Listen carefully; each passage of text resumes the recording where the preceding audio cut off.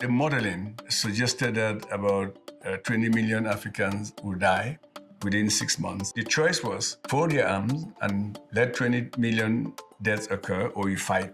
There was a promise that when vaccines came, they would be distributed equitably. COVAX was created, and then COVAX was not funded. It concerned me so much because it took 10 years for antiretroviral to be introduced in Africa.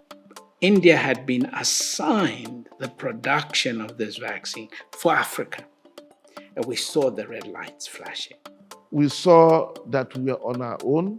We estimated what it would cost us to vaccinate the country.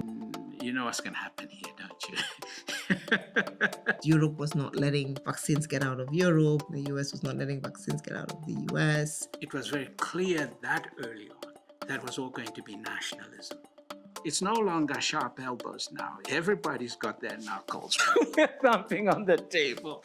We put $2 billion to back it because no vaccine manufacturer could talk to you unless you could show the person. And then we were able to negotiate and close the deal. The Caribbean, they're not getting vaccines either. And everybody looked at me and said, well, can you find vaccines for them? I said, well, we're all together in this. The history of this pandemic is being written, and Africa, to be quite honest, was the only region that had such a coordinated approach. Africa now has a much bolder stance because we have been resilient. You must always take your destiny in your hands.